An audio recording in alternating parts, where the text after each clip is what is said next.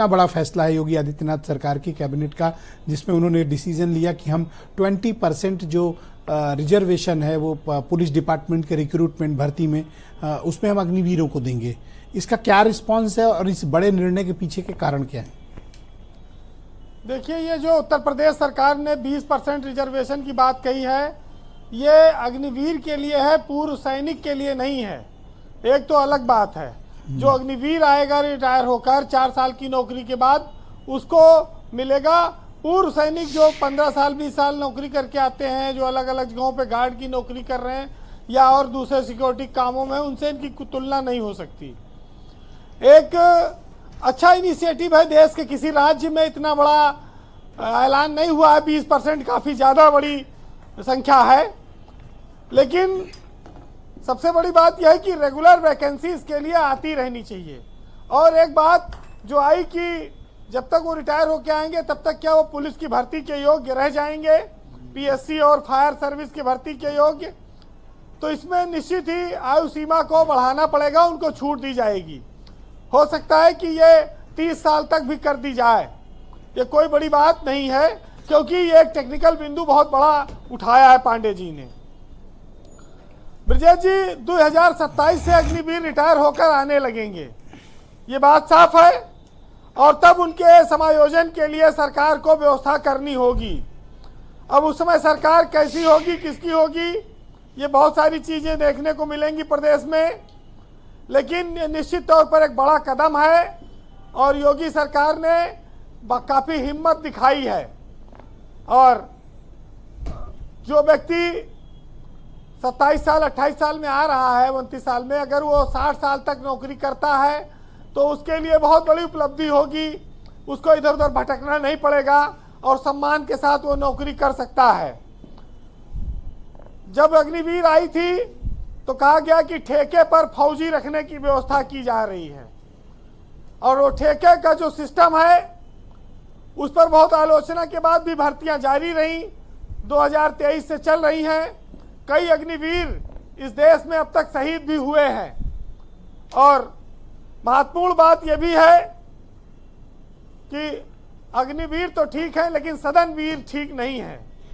जो लोग सदन में जाकर बड़े बड़े दावे करते हैं, वो फौजियों के लिए ये बात सच्चाई जान लें कि अग्निवीर जिस दिन रिटायर हो जाता है उसको सैनिक, उसको फौजी नहीं माना जाता, वो मिलिट्री की कोई भी सुविधा हासिल नहीं कर सकता। अग्निवीर को सरकार ने कहा कि हम पहले 3 साल में 30,000 रुपया महीना देंगे और आखिरी जो चौथा साल होगा उसमें 40,000 रुपया महीना उसको मिलेगा। और 23 साल तक के लोगों की आयु सीमा में छूट है, को भर्ती हो सकते हैं। ये भी है, केंद्र सरकार ने अपने यहाँ अर्धसैनिक बलों में इनके लिए पहले से इंतजाम किया है भर्ती करने का। 25% तो सेना में रुक जाएंगे, परमानेंट हो जाएंगे, 75% वहाँ से लौटेंगे।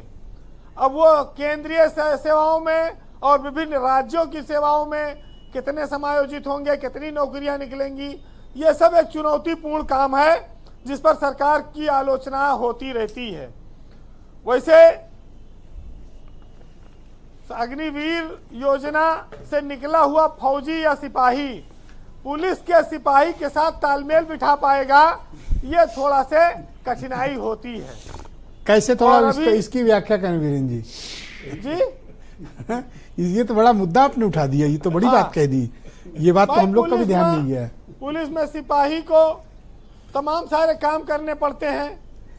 साहब के यहाँ गैस सिलेंडर भी भराना पड़ता है, मौका पड़ने पे थाने की जीप भी चलानी पड़ती है, लिखा पढ़ी भी करनी पड़ती है, और जो दूसरे और भी काम हैं, जैसे ठेके जो शराब के हैं इलाके में, या अवैध डग्गा मार बसें चलती हैं, या और तमाम साधन संपन्न व्यवस्था कैसे चलेगी आखिर गाड़ी, उससे वो तालमेल बिठा पाएगा कि नहीं बिठा पाएगा, ये भी उसके लिए एक बहुत बड़ी चुनौती, क्योंकि वो ईमानदारी से आएगा नौकरी करने और यहाँ पूरा सिस्टम है जुगाड़ पे चल रहा है, तो ये तो एक चुनौती तो रहेगी ही।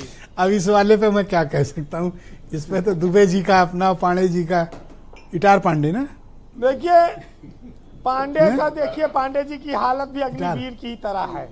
इनके कांग्रेस पार्टी और अग्निवीर दोनों की स्थिति एक ही तरह की है। गलत गोत्र बोला नहीं, ये जगह वीरेन जी ये इटार के पांडे हैं, इटार को। अच्छा रुक जाओ, पांडे पे बाद में डिस्कस किसी दिन आप ही डिबेट तो कर रहे हो, हम कहाँ कर रहे हैं। हाँ बोलिए वीरेन जी।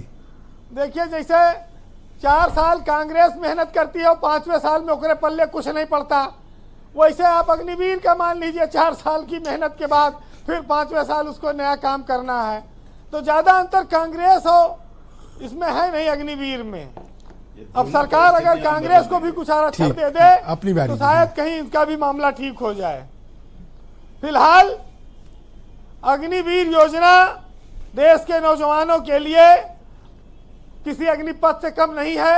उनके भविष्य के लिए ये एक बहुत कठिन समय होता है जब नौजवान रिटायर होकर 4 साल बाद घर आएगा, लेकिन सामाजिक व्यवस्थाएं ऐसी चलती रही हैं, नए नए रास्ते खोजे जाते हैं, आलोचनाएं भी होंगी और नए रास्ते बनाने पड़ेंगे। फिलहाल ये 4 लाइनों का एक शेर सुनिएगा कि तुम्हारी याद के संग हम अग्निपथ पर चल पड़े हैं और पेंसिल मिलेगी ना मिलेगी प्रश्न अंतर मन में खड़े हैं, और शहीद होंगे हम अगर तनिक भी हमको भय नहीं, ना ही जाए अग्निवीर छटनी के असमंजस में पड़े हैं।